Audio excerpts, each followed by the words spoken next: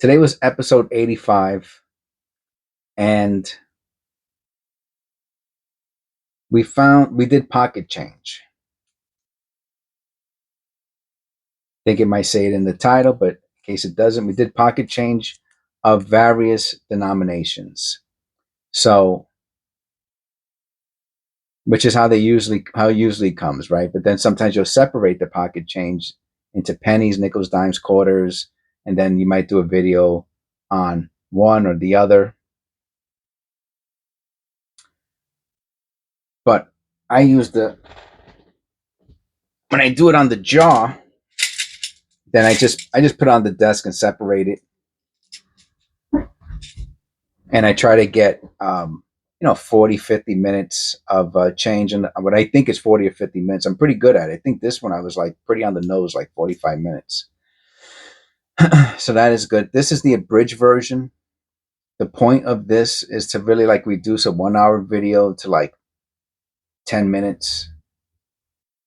And if there's something that was really good in the long version, then maybe I'll spend an extra minute on it here in the abridged version. And then from the abridged version, I do shorts. And a lot of people like the shorts. I get a lot. I wish I got the views on the longs that I did on the shorts. That would be great.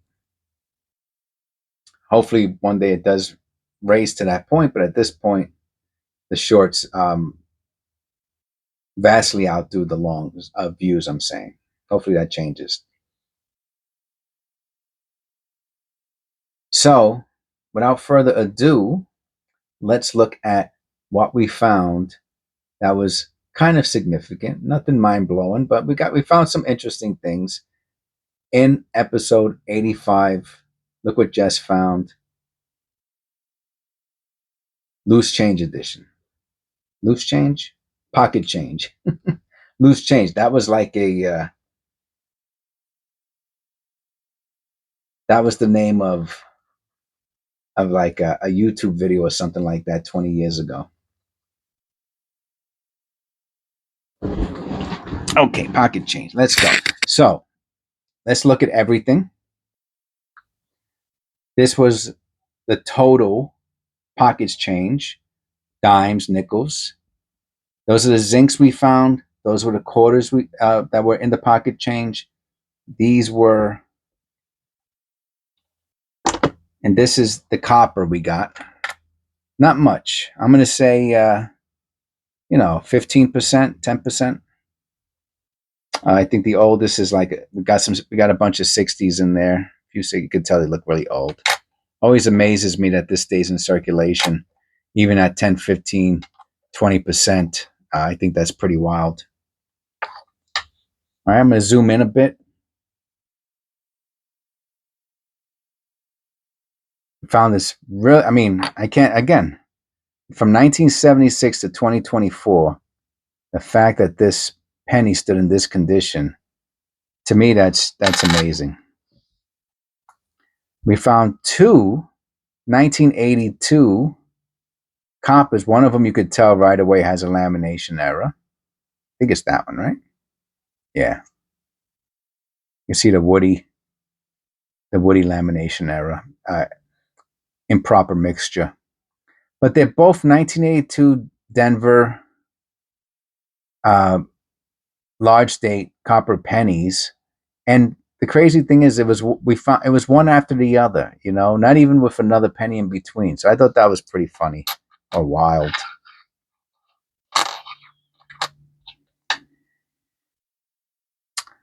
Now, this penny here, which is copper, obviously, so 81, has like this crimson tone to it.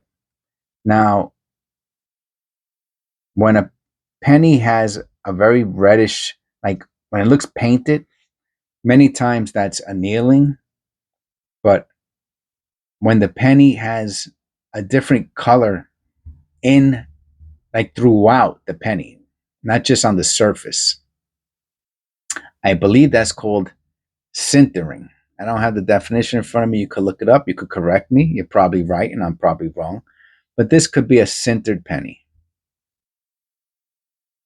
and not just toning. I'm saying like the penny has a different color than a normal penny. I'm not talking about toning.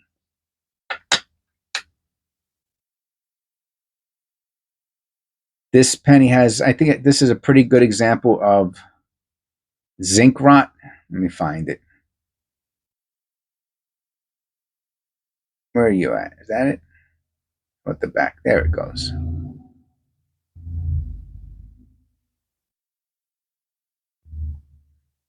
Just various places where the zinc layer came off, the clad layer came off, and then the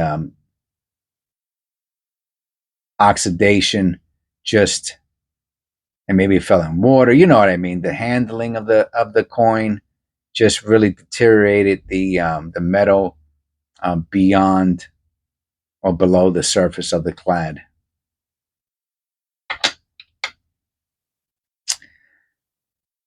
Now, this is not an error. There's nothing error about this penny, but, and you can see it looks like it's probably oil or something.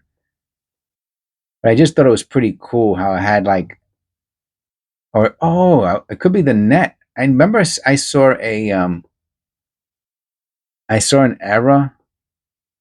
What was it? A strike through where it was a net, and that's what I think. That's one of the reasons I look at this. Kind of triggered a memory, and there was a strike through with a net, and the net looked like that pattern that's right there on the surface of this penny. I'm gonna look at it again. Like I said, I'm pretty sure it's. I'm 99% sure that that's just oil, but it could be whatever that net is that they use at the mint, and that combination with oil or whatever, just left that um, stain, just an oil stain. But I thought it was pretty cool looking, so I put it in there. This looks like, you can see right there, it looks very good. You can see the doubling as a double, a repunched or a double die Philadelphia mint mark.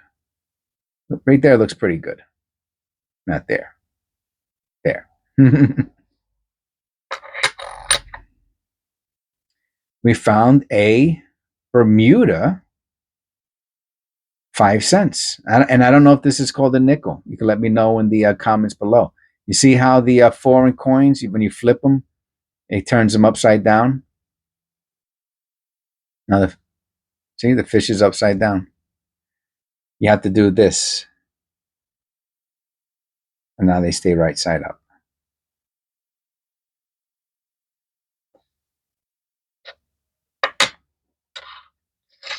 We found this dime. I don't think it's a proof, but wow, sure is. Make sure it's not silver. No, it says P on it. But definitely maybe a polished planchet, a special strike, a near mint, something. I'm sorry, a proof like something like that. But I just saw it and I said, oh, I'm gonna do a short video on it and I'll add it to the Significant finds, the abridged version. That was pretty cool. And last but not least, it's dented. It's crimped, and it has a pretty serious misaligned die from left to right. See, the rim is super large on the left. And the reverse is pretty insignificant. Like Butterfingers today. What's going on? Okay, please click like and subscribe. Leave a comment below. If you click